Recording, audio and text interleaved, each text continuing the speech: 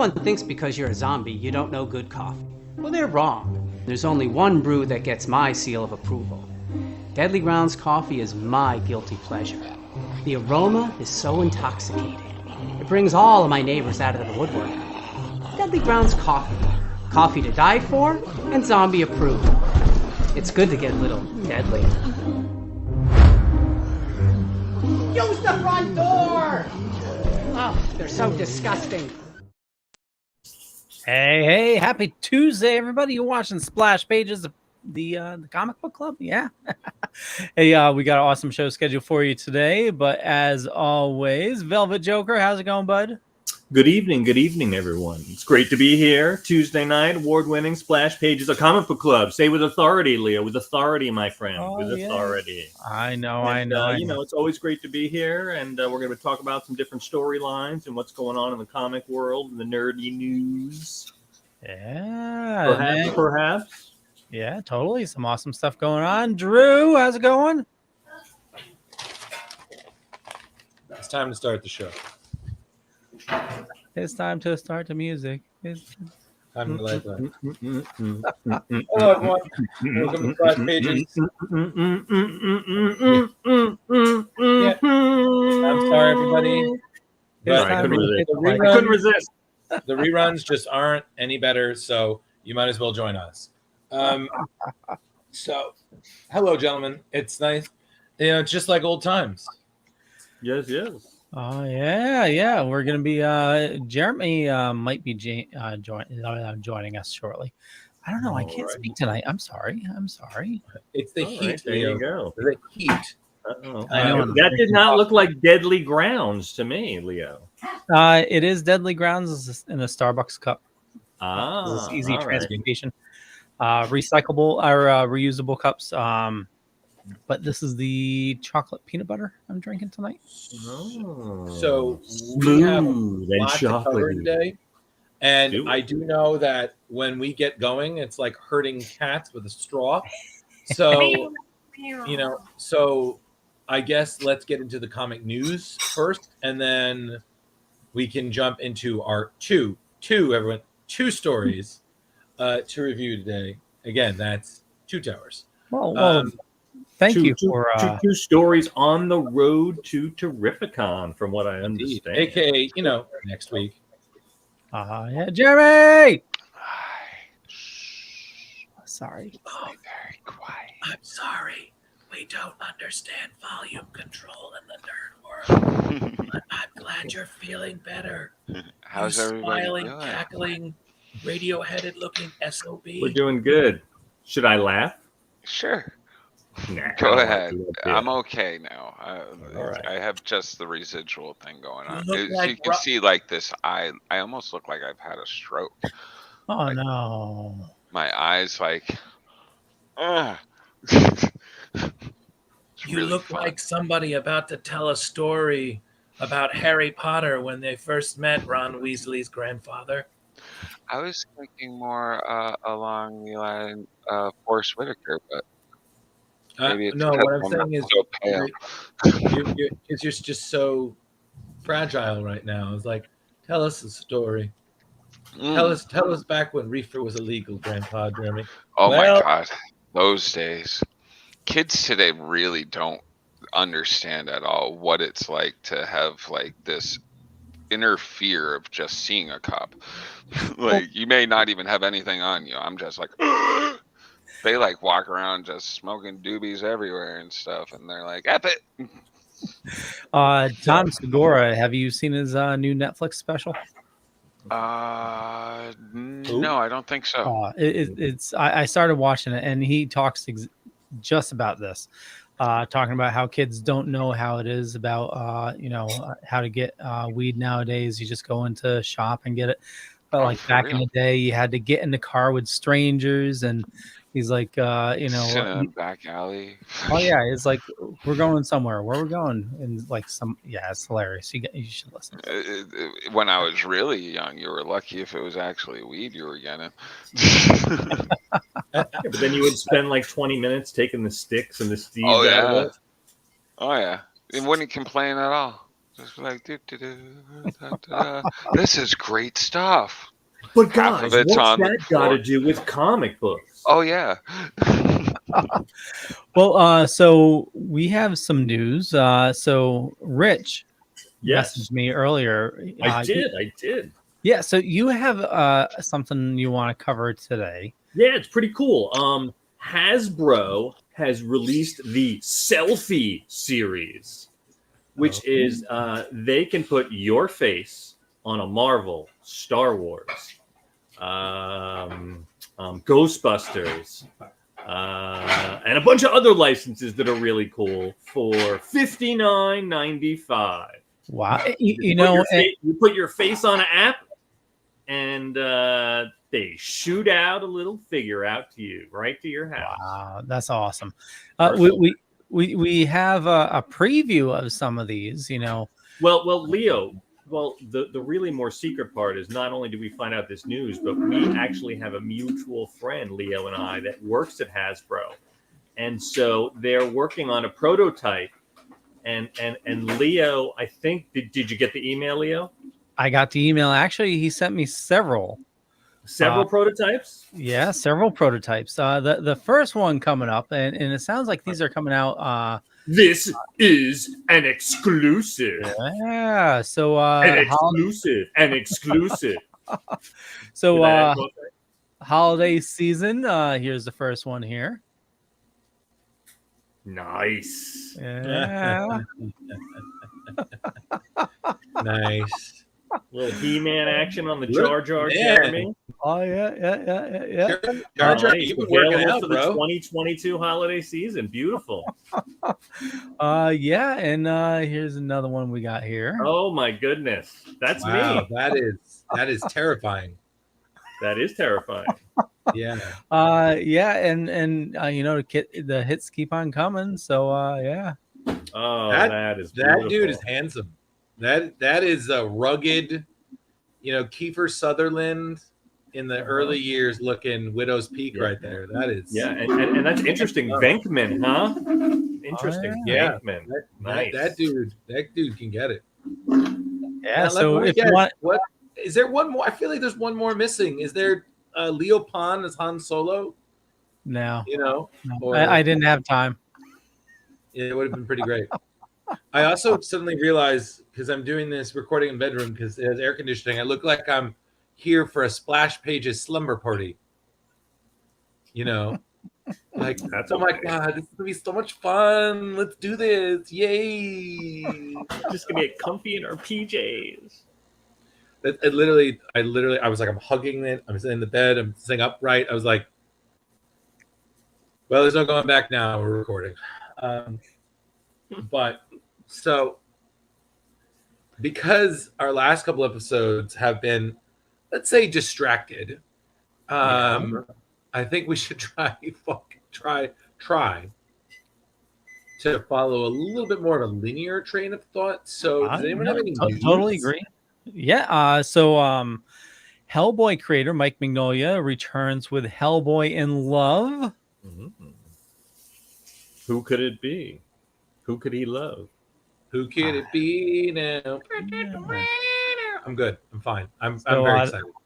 That's coming out later this fall, and for holidays, for Halloween, Crypt of Shadows, an anthology book featuring Moon Knight Blade, comes out this October for a Halloween one-shot.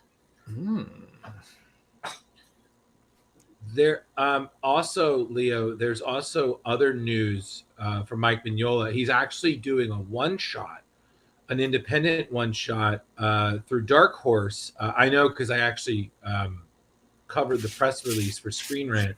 It's going to be a new one-shot that he's doing with a new artist. It's a rising star artist. It's called Leonid the Vampire. It's coming out early October. And it's actually really funny because the book was inspired by the artist whose name is Rochelle Aragno. it was inspired by her. You know, like people do the Inktober.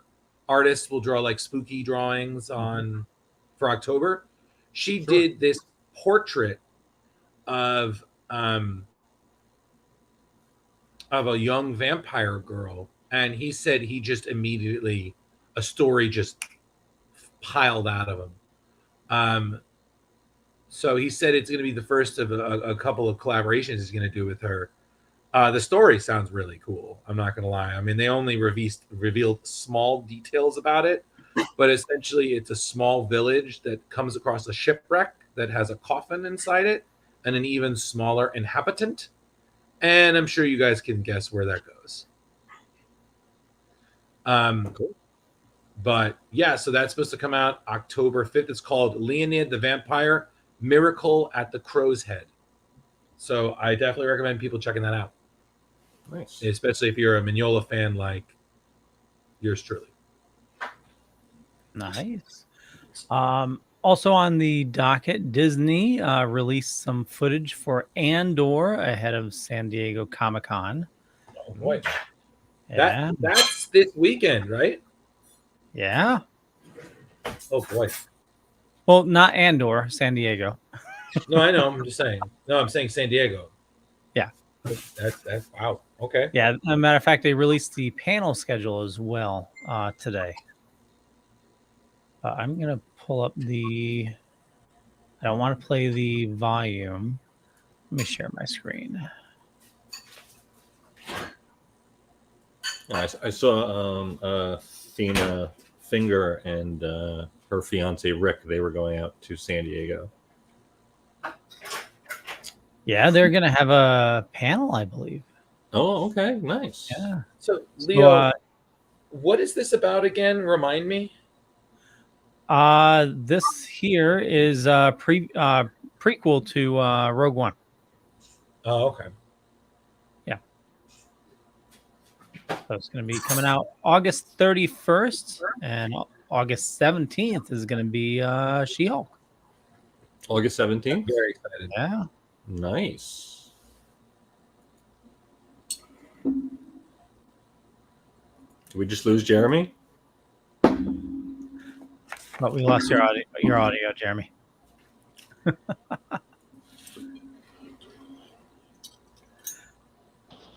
Anything? So Can you hear me now? We can hear you. Yeah. Oh, okay. Well, that was weird. I was talking for a while, and I was. Yeah, you sounded very happy and passionate, and we've lost that sound clip for all time. Oh, okay. So, gentlemen, it just got delivered slightly to my right is 2 lump crab cakes on a bed of arugula with homemade tartar sauce and lemons right here. And this is the first time that this has ever been made for me. So I'm gonna squeeze some lemon here, boys. Mm-hmm. Well, and I'm gonna have to do a live tasting right here. I'm sorry to interrupt the show with this. Man. But, I don't do lemon on fish. This is an event here, so let's see. I know. It's if we didn't know Harley did more. All right.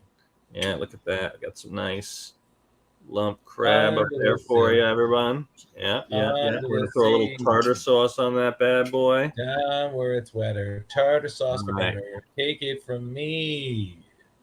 Oh my god, it's so good. Oh my god. Yes. This is a much tighter show. I know. That was really good. Hey, can I talk about something that I'm looking forward to? Yeah, because Funko. I was actually a very avid Funko's kind of stupid kind of person, and then they came out with this, and I'm like, I need all of these. These are, except for there's 2 that I don't really care for because they use like newer books for them, but this the book series, wow, that does look cool, and it's hard plastic, and this was only $20. Wow, that's a good deal, for real. Is that a background or is that a replica comic? It looks like it's an actual comic in front. I haven't been able. It looks like a replica because it has. If you can see, The box down there is blacked out, so I would think it's a reprint. No, it totally is a reprint, but still fine. Oh no, no, I'm down with the reprint. Like I just think it's so cool. I mean, why'd you have to show me? The only two that I don't like that they have out is Wonder Woman and Poison Ivy. They used the New 52 books for them, and I was just like, you guys, like every other book was like some kind of like older. This one's like the only one I think from the 80s. Yeah. But like, actually, they're coming out with Miguel's got the not Miguel. Miles. Why am I Miles? They're doing the UF4 for his, and they got the reprint, but they're already sold out everywhere I looked, and eBay's already got them up at $50. So I'm gonna have to hunt on my own. Which one is that? For what? That's the Miles Morales. The ultimate. It comes with the Ultimate Fantasy or Ultimate Fallout 4. Jeremy, send me a link to that. What it looks like. Oh, yeah. When you get a chance. No big rush. No, okay. Yeah. For my travels during the day, I hit a lot of I go by a lot of shops. Oh, dude. Jeremy, they're usually at Targets and stuff. It's Jeremy, a Target I know which exclusive. you're talking about too. So that was his first appearance. Yeah, that makes sense. Yeah. Just for those wondering, if you go on Amazon right now, the looks like some of them are on sale. Oh yeah. Hey. Like the Batman one is like you can find it on eBay for like $10. So I'm gonna be scouting it out, finding all sorts of different deals on them. I just ordered the Batman. There's a The Scarlet Batman Witch is so one, less easy. Vision. Let's see. I think there's a Black Panther one.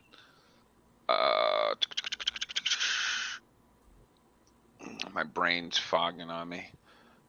But fine. they look really cool. I'm just like, it does. Oh, there's a Nightmare Before Christmas with the VHS cover. Oh, no, okay. Ooh, that's cool. Kind of cool. Oh, yeah, the Moon Knight one is also. Yeah, I know. The Moon Knight one's also on sale for $17.99. Oh, see, I paid too much. I got it for $20. Leo, there's a Venom one for $19.99. Leo, side note, speaking of things that you spend too much money on, that Lego Atari kit that I think they posted about, I'm sorry. I think as much as I enjoyed seeing that now exists in this timeline, I think I more enjoyed everybody posting about how much of a trap that was for you. Oh yeah, because that was far more entertaining. Don't do it, Leo. That thing's like what, $500? Yeah, no. Now, Leo, didn't like 4 or 5 episodes ago you promised your wife that you were going to slow down on buying figures? How's that going? Yeah, you reminded me. Let me do You should allow me to help you do eBay hunting. It's so much fun. That was very. Well, hold on. Well, see, this is what happens. Impulse buys. Jeremy shows that awesome Funko. Mm-hmm. I hop on Amazon and order Batman and Superman. Should I just cancel them? Yeah. I don't know. Yeah, because dude, on eBay you can. I'm watching one of the Batmans. It's at 99 cents in $5 shipping. Like be a hunter. Don't be the prey. Jeez. Be a hunter. This is how you remind me of what you really are. Remember, 2 weekends we got Terrificon. We'll be talking dude. Exactly, and they'll probably be there. You can haggle. Exactly. Be like, look, I'll take all 5 of these for $80. You won. I can just see Leo haggling. You want to put J-Bo on the hunt. That's true too. J-Bo and Jar Jar, you're going to get the best deal, Leo. Okay. I just canceled both of them. Both of them. There you go. You always ask of us. Now you ask of others. Thank you. Although I yesterday, I guess, because I could have got it for $3 cheaper. So here's what happened. I was on Amazon the other day, and I see a third-party Bruticus on sale for $60. Bruticus? What's a Bruticus? I don't know what that is. Thank you. Yeah. Transformers. Okay. Combiner, all so it's the Decepticon with like all the combat vehicles. I thought it was some kind of Roman.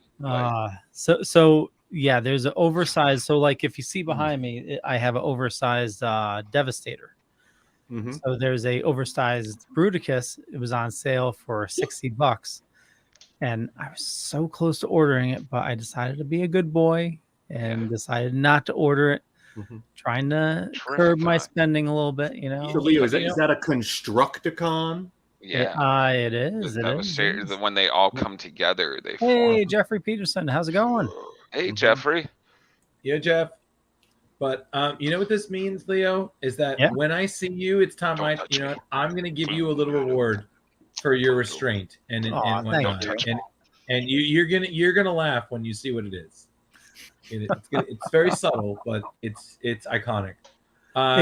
Is it going to be a special Ghostbuster? That is so awesome. No, it's not. I really hope we're making that because that looks really good.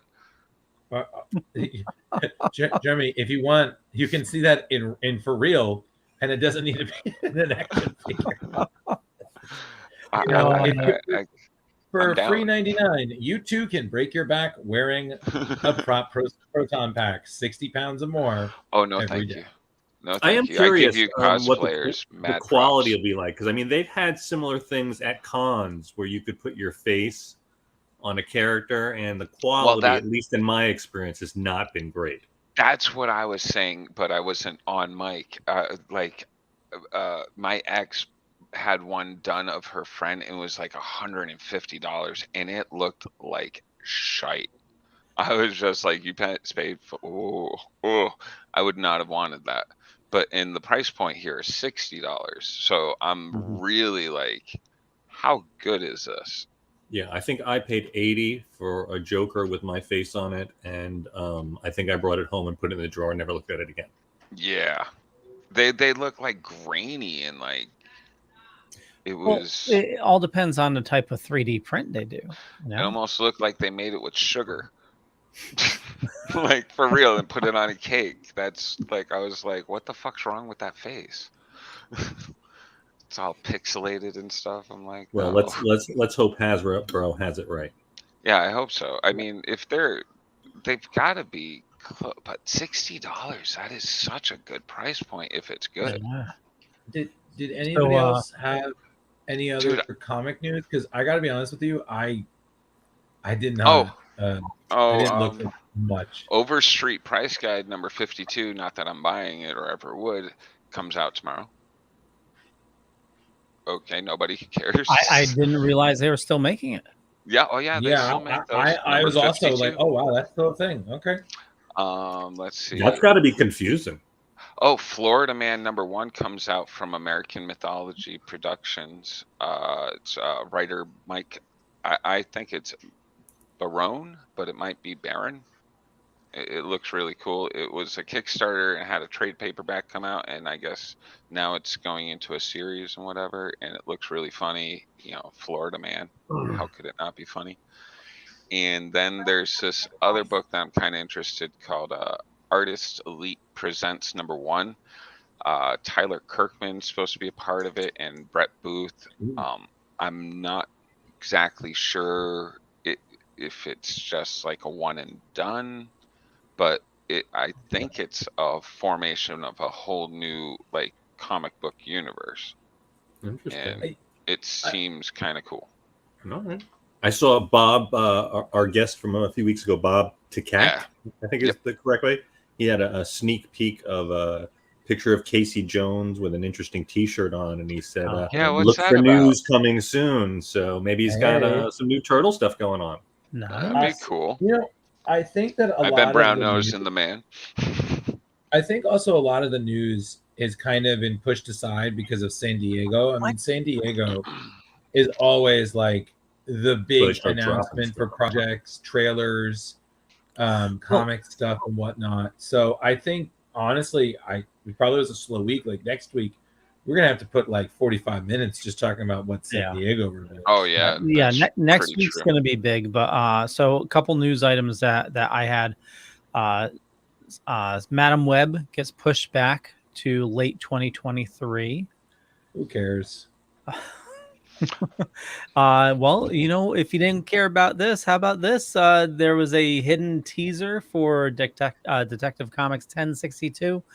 I watched it and it went to a 1062. QR code. I scanned in the QR code. What the hell? They're doing a Batman opera. What?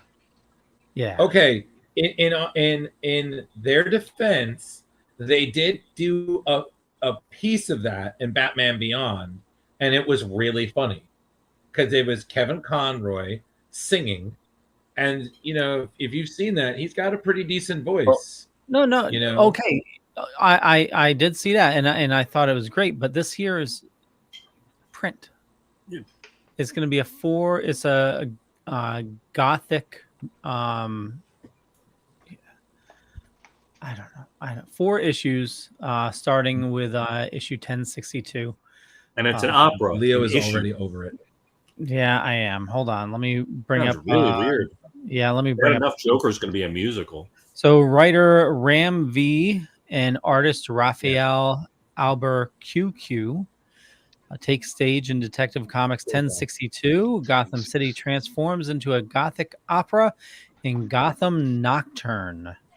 So this July, an ongoing creative team is taking over to Storied Detective Comics. They use those words, and I don't think they use them what they think they mean. I don't think so. No, Can that is not what that review means. that? Hey, Leo, can we review that and sing it? Because I think that would be fantastic. Oh, that would be awesome. Can you imagine? Okay, well, starts in July. I said no guns, no guns. Yeah, I don't know if Robin, your name is Dick. You're The trapped Joker is loose. The Joker is loose. He cooked the goose. Oh my! I took you under my wings. All right, I think it's clear. There is no clear path to our show. Well, another name drop. You can get all these wonderful comics that I talk about, especially Starhenge #1 from Liam Sharp at Box O Comics. That's with an X at the end, Box O Comics. Look at that shameless plug right there. Shameless plug-in. That came out last week. That's all 8 of the covers. Oh, nice. Yes. Some impulse buying. I'm sorry. It's a good story too if you get to read impulse buying. It's a time traveling Merlin story. It's pretty cool. Nice. Well, so there must have been somebody listening because I listened. Well, so we were recording Comics Paradox last Wednesday. It had to be around like 2 a.m. Okay. And we're talking about Speeding Bullets, which is a storyline, a alternate universe storyline, where is that Brian Azzarello, Speeding Bullets? That is I forgot who did it. Oh, that's cute. Yeah, so we were talking about the Batman, and it is such a kick-ass look. Why don't they make a figure for it? And lo and behold, they released today. McFarlane Toys is making a figure for it. So the storyline is Kal-El lands in Gotham. Oh, right. I'm sorry. Speeding Bullets. Right. I'm sorry, Leo. That's the Elseworld where Superman ends up in Gotham, raised by the Waynes. They get killed. He becomes Batman. Yep. Right. Yeah. Yep. I own that. Mm-hmm. So really? Figure Batman, but with Superman's powers. Yeah. Oh. Jeremy, it is astounding to me. And by the way, fun fact, Jeremy, I did send Leo an extremely long list of Mark Millar books for him to read. Very good. So, and I don't think I missed a single one. No stone unturned. But I would love, like, a lot of people slept on some really great Elseworlds. I mean, everyone knows like the greats, like Kingdom Come and Red Rain and Superman Red Sun, Mark Millar. There were a lot of really good one-shots that just kind of flew under the radar because people were like, oh, it's just whatever. And I'm like, no, this is genius. Like, why aren't you reading this? This is amazing. Well, like, go fuck yourself. If you want to learn more, every other Sunday, you can listen to Comics Paradox with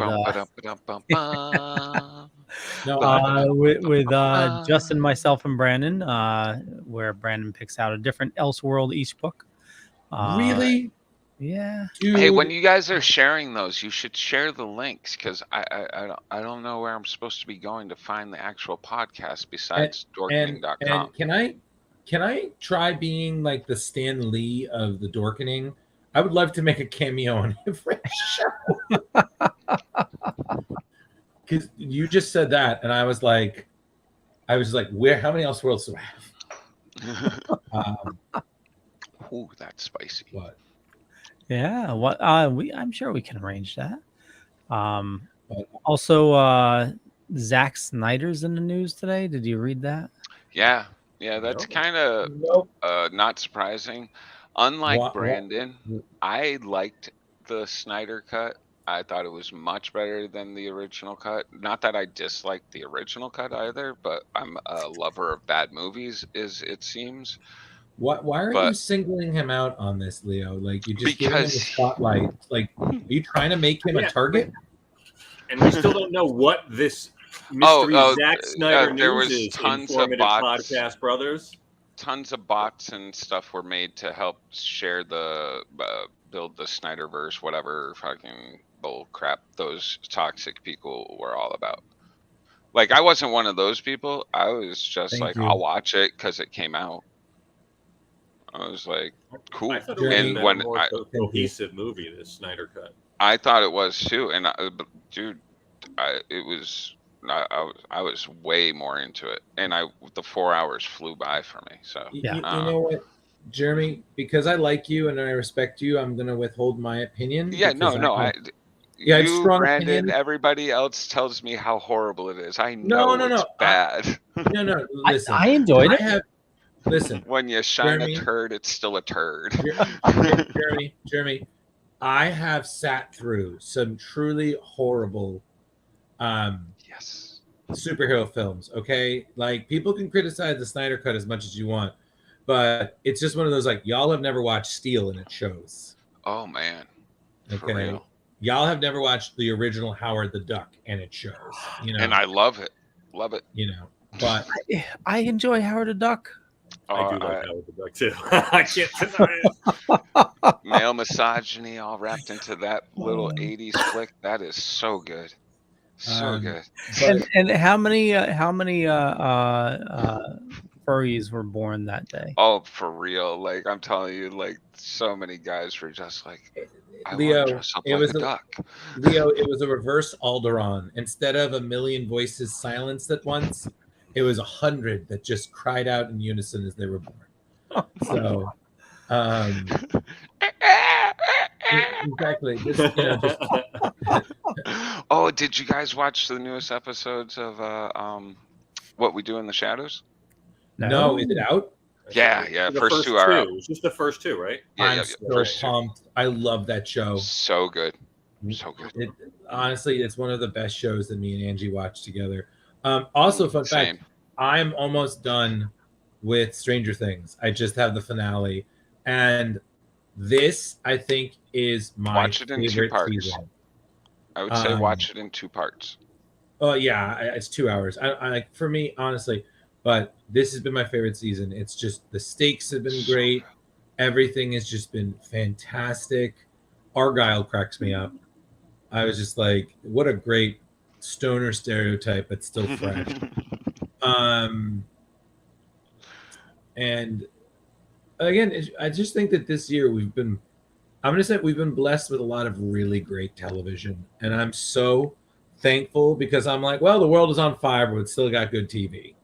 Pizza Dude becomes a big player in the final episode. No, too. Jeremy, no. Big player. And never forget, Papa was Joker. Papa, for real.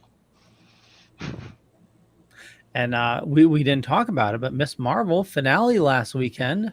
Yes. I have to wait for one of my children to return from camp before I can watch the last 2 episodes. Oh my God, Jeremy. Okay, so I have to go ahead. I'm okay with spoilers. I'm fine. No, I am not. I already know that. No, listen, I am not. So please, let's just refrain. I do need to ask those who saw it all, because I still have yet to watch a single episode. It's so good. is it worth Yes. giving a shot? Oh, yeah. Yes. Yeah, it's fun. I didn't If watch. you like Into the Spider-Verse, if you Yeah. like classic Spider-Man stories, Okay. Yeah, that this teenage is angst in this. This is where you're at. Superb. That's your headspace. Dude, and it's got so much going on in it. It's fun to like.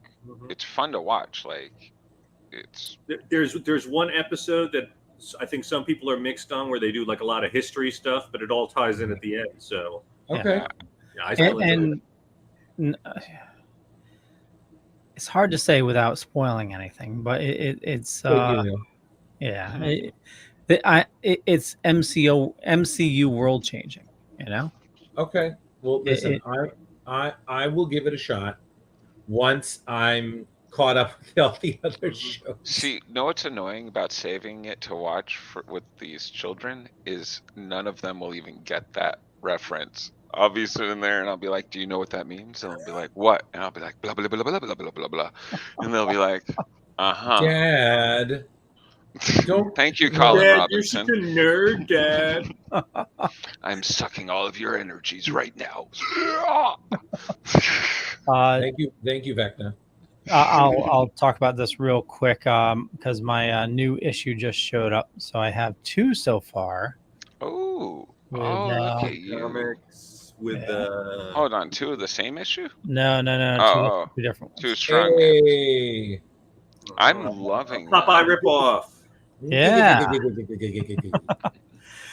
So yeah, it's a Popeye variant called Captain Strong, and apparently he appears in 8 issues. I have 2 of we're them up so to 8 far. now. I think it's 8. You better hope he doesn't get rebooted into whatever. Now, Leo, are these like valuable issues, or are these just you just dig Popeye? I just dig Popeye. You just dig. Now, but wait. Who do you dig? We've Popeye. discussed this before. What's his name? Popeye. Popeye Popeye. or Popeye? Popeye. Because you do it with a little fast, like Popeye, and I'm just like, I was like, a pot pie. Popeye. It's almost like he's trying to do a little bit of Mario. Hey, Popeye! It's a pizza pie. It's a pizza pie, Popeye! Are you going to teach us typing now, Mario? That's what it is? Just ASDF space. JKL semicolon? Yes, sir. So, that's how well, congratulations. I had Leo. typing class. So, But yeah, congratulations they're not worth anything, Question. but it's just it just means something to me. Question. Yeah. Did we know the premise of Black Adam, like what characters were going to be in it? Because I saw another pop at Walmart yesterday that surprised me. Was I just in the dark? Who's supposed to be in Black Adam besides Black Adam? Dr. Fate, Hawkman, Okay, Atom never mind. Smasher. I think there are supposed to be others, but those are the 3 that I remember the most from the trailer. Never mind. Okay, yeah, because I saw a cool the ones- Hawkman pop. I was like, oh, and it said Black Adam on top of it. And I was like, oh, that's in the new movie, huh? Yeah, So the ones listed are Black Adam, Dr. Fate, Albert Rothstein, Hawkman, Cyclone, Amelia Harcourt, Iceman. They're smashing a lot in, huh? Speaking about a lot of Hawkman, characters. The actor who plays him, Aldous Hodge, also did the most recent GL that Leo has put on Pluto. Oh, okay. So that's the first time we haven't seen our boy Lamar as GL, and we got a little Aldous Hodge in there, and I thought he did a commendable job. Leo, did you get a chance to check it out? Not yet. Not yet, just me. Huh? But all by yourself. So I guess since there's really not too much comic news, though we just took an hour on it. Yeah. Well, there was a bunch. Which one did you guys want to talk about first? Did you want to do Aquaman, or did you want to do? Aquaman first. Yeah, let's quickly run through our long, laborious Aquaman story. Can I start it off? Yes. Is that okay? Because I think I know everybody else's opinion but yours, Drew. So please. Yeah,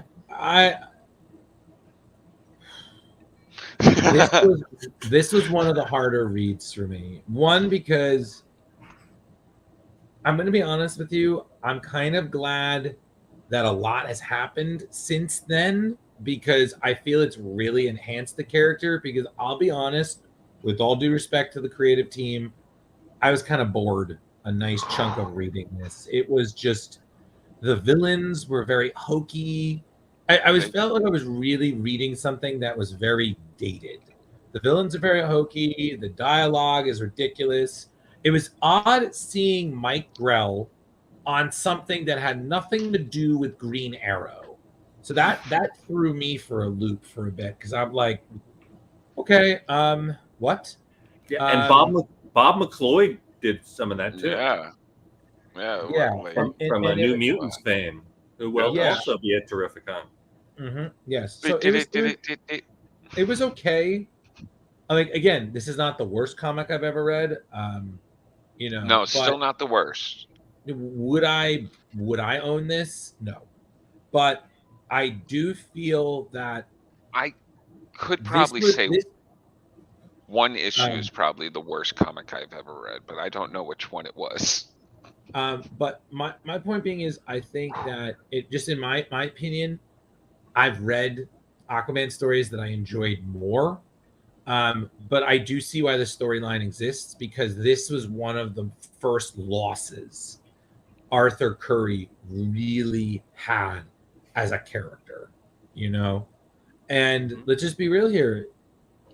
In comics, you are judged by your loss, the guilt you carry for the loss of a life, whether it's a family member, whether it's a friend, whether it's a romantic partner. And this, I did like the use of Mara. Yeah, this changed him. And so that was my thought. So whoever wants to go next. I'll hit it. I bet you will. I've never been a fan of Aquaman. This solidified that I should never read Aquaman. Drew, I have yet to read a story. Like, I even tried Jeff Johns' New 52 run. Really? You didn't like that? It was better. It was way better than this. Well, yeah. But did I like it? Did I care? No. Like, the guy's main power is that he talks to sea creatures, and that was the funniest friggin' thing in one of these issues, where he's talking to sea eagles, and the editor had to make it hey, these are sea eagles, because they're of the sea. I'm like, are we kidding? We didn't really need that little note. Like, I was okay with it. I'm like, Aquaman can talk to sea eagles, no problem.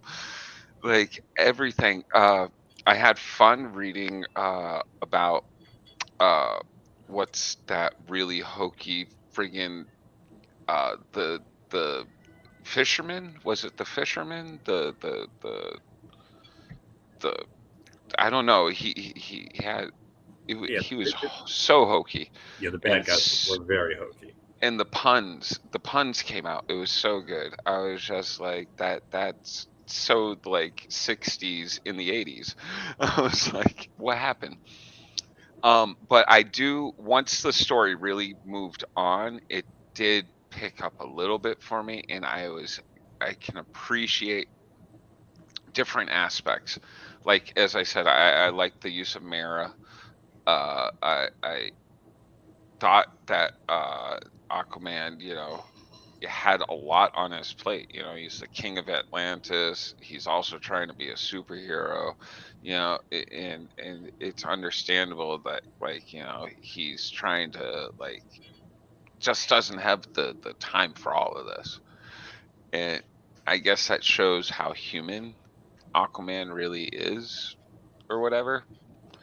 And I think it was better when he was deposed and stuff. Like, he shouldn't be the king of Atlantis. He's got a whole slew of responsibilities going on. The loss, yes, I think that was another thing that made Aquaman, I guess, not likable, but more more realistic, I guess, in a way. But a lot of the art throughout this series was pretty bland, and yeah, I don't know. Maybe this is what gave me migraines. I don't know. Somebody point me in the direction of a really good Aquaman story, and I will try it. But Challenge accepted. I will try it. I promise. Guys, so this was my choice. I apologize. First of all, I've always enjoyed almost everything that I've read of Paul Kupperberg stuff, which is why I picked this, because he is going to be at Terrificon. Actually, Rich, the theme of the next two shows that we're trying to do artists from Terrificon. When you first said this, Rich, and you said the death of a prince, I thought I had to be like, oh, the Clown Prince, and I had picked out a bunch of Joker stuff to put behind me. I was like, oh, this is gonna be fun, Joker story. And then I look at it, I'm like, why is there no Joker story in here? What Aquaman? Well, Jeremy, going back to the Terrificon that you and I went to the top of the roof party, and Paul and his old cronies attacked us.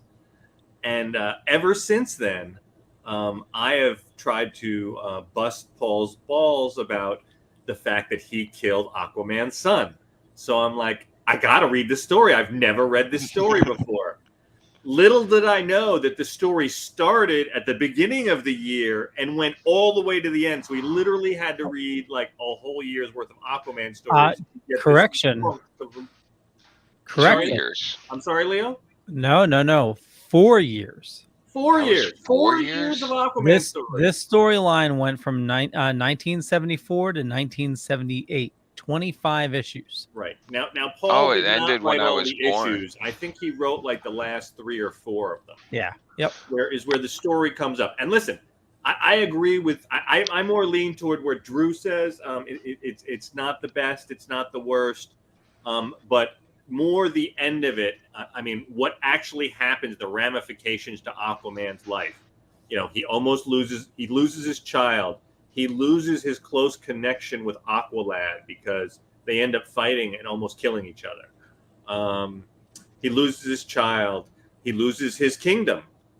And, you know, in this, they kind of pitch him as he's kind of arrogant and kind of a douchebag. And he really leans kind of toward his hero side versus his fatherhood and his king side. And that was one of Mira's main complaints. So that's more the Paul Kupperberg writing that I'm familiar with. I didn't know we were going to have to read 25 freaking stories to get to the end of the summation. Yeah. I saw how the first issue connected all the way to the last issue, but I was just like, I really liked the Starro issue. I thought that was fun. It's a really roundabout way to get there. But yeah, other than that, it was a tough read. It's better. Listen, guys, I don't think I've ever suggested not reading a storyline. That was hard. But I think you might be better to find a YouTube short version of this if you want to know the history and the drama and the ramifications that happen to Aquaman. I think that might be the better move. And I'm sorry, Paul. This is not your best. Probably not your worst, but this was not my favorite. Did anybody have flashbacks when you got to Topo for the boys? Flashbacks of the boys. Delish. Just you, Leo. Just you. No, that's wrong. But what? Quite contrary to the pick that I picked was a pick that Mr. Malo right above me picked, which was the Wednesday comics, which I had nothing or no knowledge of and was pleasantly surprised. From issue 1 to 12, that was nothing but fun. Yeah. So you want to give us a little why you picked this? Well, you know, honestly, I love anthology books. I think that there's definitely something that's wonderful to be explored, and I thought that this was such a great idea and fun read because for simply $3.99, you're getting one page of a story. And I think it really does say a lot about the creators who do it because, you know, how can you tell a story I can tell a full story that's essentially only 12 pages long. That's half of a modern day comic book. And they really assembled some great teams. And the crazy thing is, and Leo, full page me.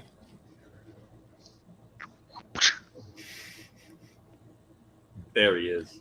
So, this is how it actually shows up. Ooh. And it's actually like a legit newspaper. Oh no! Wow. Yeah. So. Oh, that is so cool. It's got the Drew, size. you shouldn't have shown me that. It's got the size and everything, Okay, and what does that it's. cost? You can see it opens up, and it's so great. And it's funny because when we were talking about it earlier, Rich was asking me like it came out 2009, and Rich was like, how did I miss this? You had to order it special from a store because it's of how it's made. They only put out a certain number of copies.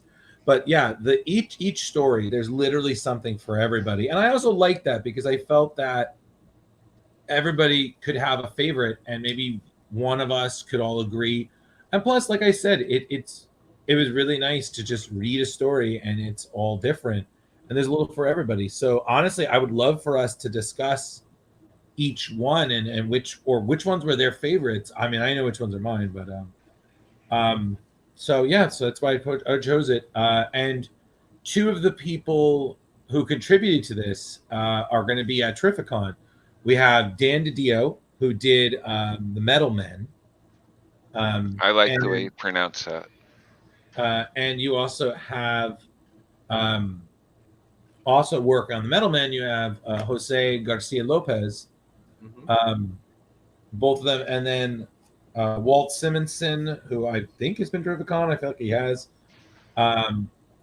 Jimmy Palmiotti, Amanda Connor. I know they've both been to Terrificons. Same with Brian Azzarello, Kurt Busiek, who did Green Lantern. I feel like Joe Keona is probably too. Same with Dave Bullock. I liked actually how Keonis used his name in some of the artwork, so he actually shows how to pronounce his name. Oh, I missed that. It's I think it's issue 1 or 2 of the Batman story. In the background of the last frame of that story, of one of those 2 issues, there's a building with a sign on it, and it's Kihon, whatever, like lumber or something like that. Right. So it does it how he pronounces his name. Just real quick, Jose is also responsible for the covers for the Untold Legend of Batman, which I nowhere. I love these covers though. He's done. Listen, Jose's done a lot of work. I know because I've met him a few times. Got his autograph. He's a really pleasant guy. I'm very much looking forward to meeting Dan. If we get an interview with Dan, my one question is going to be Dan. So is it Dan DiDio or Dan Didio? I thought it was Digio. No, it's the. So I do have to ask though, guys, because there's a lot to unpack here. Do you want to go through each story, or do you want to just go your favorites? Because I mean, believe me, we can talk.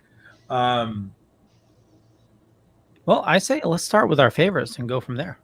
I will start with one of my favorites was the Brian Azzarello, Eduardo Riso, the Batman story. I'm a fan of their collaboration. They did Batman Flashpoint, the mini series, and honestly, you can tell when a team just works so well together. And I love a good crime story, and I thought it was just fantastic from, the beginning when you have the clock tower death right up to the end when you have the confrontation in the graveyard. It was just fantastic. That is one of my faves. I loved Kamandi simply because Dave Gibbons is the guy who wrote it. Dave Gibbons, most people know him as the artist for Watchmen, but he's also really come into his own as a writer. We've reviewed his stuff. He did the first Batman versus Predator arc. That was him. He wrote that. He's also done Green Lantern. He's done a lot of other great writing stuff. He also did the artwork for the Secret Service, which is aka the Kingsman, with Mark Millar. Yeah, I love that. And I also say I did have a soft spot for Metamorpho because I do love both Neil Gaiman and Mike Allred together. That's just a 70 Tripsy dream team. Honestly, each story, even ones that I wasn't really thrilled with, they all had something I enjoyed. It's really hard for me to pick a favorite. Yeah. So those for me, there were quite a few favorites. I loved the Neil Gaiman Metamorpho. That was great. I always like his writing, and the art was really well done. And it was a fun storyline, and I liked that they were like throwing in all the chemical things into their speech as they were going through changing the periodic elements. Table. Yeah, that was awesome. Yeah, it was very smartly done. Yeah, the Batman was also fun, and although I didn't enjoy the storyline as much, the Lee Bermejo Superman story, the art was just phenomenal. And I really liked the Deadman story. Yeah, that was good too. And I gotta say, I want to keep going. I mean, the Teen Titans, the writing in that, the sublimation of that story, I didn't really know where it was going. And I was like, do I like this? Do I not like this? But then when it came to the end, I was like, oh, that's awesome. And then the Supergirl story was super fun.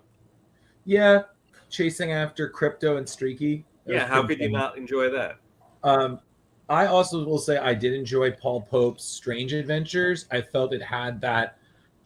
Paul Pope, his style fits the strange, weird world of Adam. I think it was Adam Strange, and it had that nice feel to it. Like it felt very much like an old school pulp comic in that regard. Sure, a little heavy metal-esque. And I also found, to the credit the Metalman story, that was unexpectedly tragic. I thoroughly, when some of those twists came in that story, I was like, wow, I did not see that coming. But I will also say, in terms of, I didn't say this about Kamandi, Ryan Sook, the guy who did the artwork for that, I mean, that artwork is just gorgeous. I've been dying to meet him for years, just to tell him his artwork is just phenomenal. But like I said, each story had some great moments, and that's what I love. You have to enjoy. Each issue had one page, so you had to tell the story in 12 issues that was comprehensive enough for one page for 12 issues. I mean, that's not easy, but each one of them did it differently, and it was awesome. I will say it was a little sad because for Sergeant Rock, seeing that Joe Kubert, I think it was Joe Kubert I think it was Joe? Sergeant Rock, yeah. Yep. Andy and Joe, I believe. Hold on a second, because I want to see who is what. Because, Adam. No, it was Adam was the artist, and his father, the late great Joe Kubert, was the artist. So it was just so great seeing that because you got to remember, back in the day, that's a part of DC's history, the war story, Sergeant Rock, Absolutely. So literally something for everybody. So Jeremy, what did you think? It was great. I don't know if it was because Aquaman or what, but it was so refreshing to read, and it felt so much fun. The Metamorpho story was hilarious to me. Yeah. The beginning, there was all sorts of weird, funny commentary going on. The Superman story, even when Superman's on the building trying to talk with Batman. He's like, "Hey man, blah blah blah." This, and Batman's just like, "Fucking pull your shit together," pretty much. And he's just like, "Why the fuck am I even talking to you?" Like, it was just good comic storytelling. Each story had something that like made me want to read the next installment. Yeah. I don't think one story I was like, yeah, the Commandy was freaking awesome. I love mutant animals, like Yeah. Teenage Mutant Ninja Turtles, stuff like that is great for me. You bring in, so cool. Yeah, everybody brought their A game to it. So, Leo, what did you think? Well,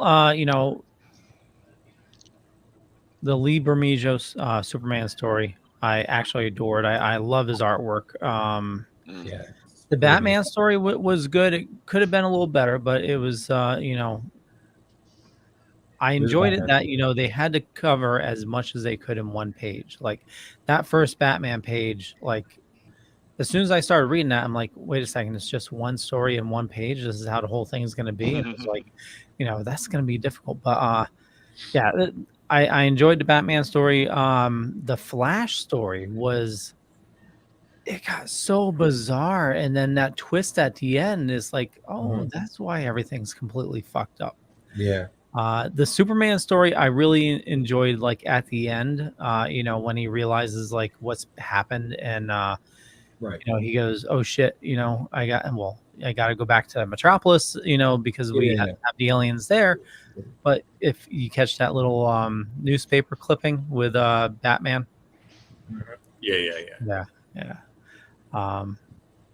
Yeah, I'd have to say, and that the metal, what is it? The Metal Men? Yeah. That was a good story as well. And Supergirl was just fun.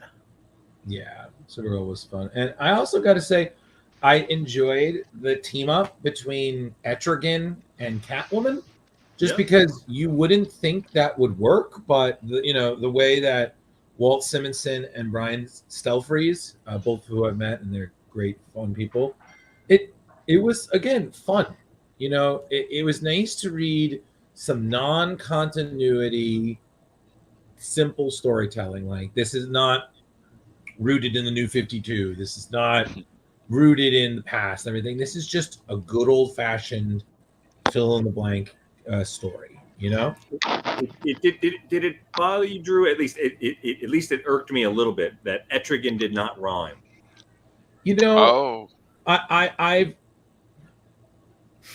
I have read the character when he rhymes, and I've read the character when he doesn't. For me, it is a little irksome because it is a part of the character's storytelling, but I've seen instances where he doesn't, and it's still a great story. I think it really depends on how the writer is portraying it.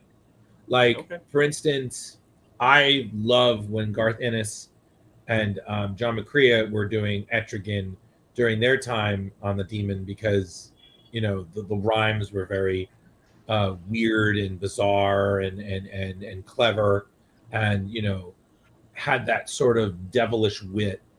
But I've read one where he doesn't, and I still enjoyed the story regardless. But it was a little weird not seeing Etrigan rhyme. I was just like I felt the same way when they didn't really make him rhyme the first time they showed him in the new Batman animated series, and then Brave and the Bold had him rhyming, and I'm like, yeah, this is so much better. So in a long answer, Rich, yes, it was a little weird, but it didn't completely throw me. I wasn't like, yeah, fuck this. That's okay. That's good to know that I'm not the only one feeling that way. That it throws that emotion out. I will say, though, there was one story here. I don't want to say I didn't care for it much. It just didn't really captivate me the same way. Was the one that we're looking at right here, the Hawkman, Kyle Baker. The story was good. His artwork. Well, I was going to say something about that. So growing up, when I was real young, my first introduction to comics, my grandmother saved like all the Sunday comics for years and years and years. She had them in a stack in their in their storage not storage unit, but it was like a little shed out back. Like literally, I think it was like 2 feet tall. It was like crazy.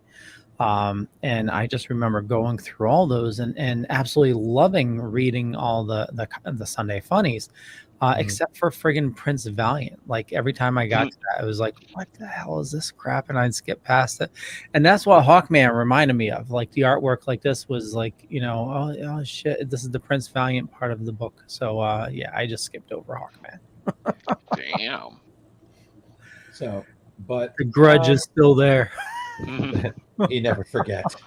No, but again, guys, I wanted something a little different, but something that like kind of felt like back in the day. Comics started off in the newspapers. They were comics. And then they evolved to periodicals and stuff. I know I wrote my grad thesis on the evolution of comics, so I'm starting to catch myself falling into that loop. Right, and for these little short stories, like some of them, like the Metamorpho story, excuse me, and the Metal Men story, they really gave you a lot about those characters in a very short period of time. Yeah, it like I said, I feel like this is the kind of thing that you don't see very often, and that to me was the really important thing. Is that it's kind of a real master's class. I mean. Like, look at what we're seeing here. You have Ben Caldwell is telling a story about Wonder Woman. I mean, most people would do 6, 8, 9 panels. I mean, he's got all these tiny little panels full of this wonderful, whimsical detail, and it works, because he's created that narrative. They all made it their own. And like I said, the reason I suggested this is because I literally felt there was literally something here for everybody. And fortunately enough, this is kind of the mixer that helped make Aquaman taste good, at least for Germany. I'm sorry. I honestly, and I'm bringing this to Terrificon. So Jeremy, if you actually want to look at these in real, hold them. Oh, I'm on eBay right now. It's getting a full set. Yeah. Good. I mean, honestly, Jeremy, I'm telling you, like, it's one of my, and I was showing this off because this is me. I have so much of it signed by people I've met from it, including Allred, both him and his wife. They're great. It's such a good book, and I honestly love anthologies, and I really wish DC did more of this instead of just holidays. Like, I really hope that this kind of storytelling doesn't just become a museum-worthy piece, So that's my 2 cents. But I'm really glad you guys liked it, because I was just when Rich was like, "Okay, Drew, just pick one." I'm like, "Okay, there you go. I picked one. You happy? Happy weekend to all of you." Like, damn. I was happy. It was a good story. No. So you want to crowbar these bitches? Hell yeah. All right, Leo, set it off. Aquaman, I'm gonna give a 2. The Wednesday comics, I am gonna give a 4. All right, Drew. All right, I'm gonna be a little nicer than Leo, just a little bit. I'm gonna give Aquaman 2.5. It's not the worst thing, but it definitely was a bit of a chore for me to read, and I've read a lot. Wednesday comics, I'm very biased. I'm gonna, to quote Rich, I'm gonna give it a 4.75 crowbars. I see. It's not a perfect book, because again, I rarely give 5s, but this is a really great read, and I honestly would recommend this to anybody, regardless of what level of comic fan they are. So, yep. All right, where are you rating that tonight, Mr. JJ? I'm gonna go with Leo on a 2 for Aquaman, though my review of it is bashedly horrible. Yes. there were redeeming points in it. Like it wasn't all bad. And then on Wednesday Comics, I'm gonna go 4.5. That it was such a refreshing, like, dip into a nice pool after like a super long day of like carrying long boxes up 50 flights of stairs and stuff. Like, it felt so good, and there was like some pizza next to it, and I was so happy. It was so good. So good. Thank you, Drew. You're welcome. And yeah, that was it. Okay. So what are Rich, you what do you giving? What are you rating? Wednesday Comics? I said 4.5. Oh, okay. 4.5. 4.5. And for me, I'm gonna do Aquaman, mostly because of the ramifications. I'm gonna give it a 2.75. Oh, look at you. Give it the Right. highest score. Yeah. And I think with this the is the Wednesday, lowest rated book we've had so far. yeah, I think so. And Well, they can't all be winners. with the That's Wednesday true. Comics, I'm gonna give it a 4.33, 4 1/3. Okay. So Yeah, it was super strong. And anytime you give me a Neil Gaiman story, I get a little wood. So it happens. Yeah, Metamorpho was so much fun. It was a dreamy really dream. good story. Um, Absolutely. So, Leo, we got anything else, or are we gonna just wrap this biatch up? Well, we can wrap it up. Yeah. wrap it up. So Right, I want to so- thank everybody for watching this fine evening. For me, just Google Leopon. You'll find a bunch of things. Could be true, could be not. I'm not going to say which is which. But you know what? The Dorkin' Podcast Network is going to be at Terrificon. So head on over there to catch all us Splash Page people. And it's going to be a lot of fun. And so we're going to be there. Is what, the 29th, 30th, and 31st. Yeah. And, Mohegan Sun. Mohegan Sun. Jar Jar. Check out Box O Comics. That's with an X at the end on Facebook, Instagram, and stuff, and get all your comic needs like Starhenge and the stuff behind me, and probably this stuff too. I don't know yet. But also check out Comic Book Lovers Buy, Sell, Trade, and Auction House. Once you buy all that stuff, you can go there and sell it off to other people. And then also, yeah, Terrificon is going to be dope. The comic artist writer guest list is like 2 arms length long. So awesome. Mitch is putting on another terrific show. So yeah, come see us and come see everybody else. Yeah, there we go. Oh, I want that so bad. But the Drew one his hair looks so much better than Oh, mine. yeah. Like, I look strong, but Drew looks scary. He's like, I will fucking bust your ghost. Velvet. Hey, here we are every Tuesday here at the award-winning Splash Pages, as I always say. But listen, guys, I am also excited about Terrificon. Not only are there great artists, but there's great voiceover people that are going to be there. The great Kevin Conroy, Yes. all the Justice League guys. It's going to be fun. That and the artists, and seeing you guys in person is going to be fun. So, Yay. yay! And everybody gets treats. Yay. Woohoo! Yay! Oh Hi, yeah. Drew. Hey everyone. If you enjoyed this, you can find us all at Terrificon if you haven't already been paying attention. We're going to be there. Say hello. Shake our hands. Tell us how much you want to show. Hell, we'll even have a little basket if you want to give money. We probably won't have a basket.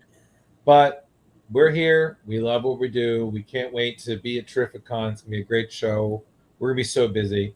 I'm places. I'm at things. You can find me. Figure it out. Like Ghostbuster Man 1984. Yep, don't forget it's Screen Rant too. Yeah. Look at that, and if someone wants to custom make that figure, that's cool. That is so awesome. I'll put all these pictures in the chat so you guys can have them. At $60, I'm not against doing the Secret Santa, and everybody gets a friggin' action figure. Thank Leo, you. you got to put the article and then these pictures next to them up on the site. Yeah. Oh yeah. So, with that, we'll catch you guys later. Bye. it's later, everyone. Hey,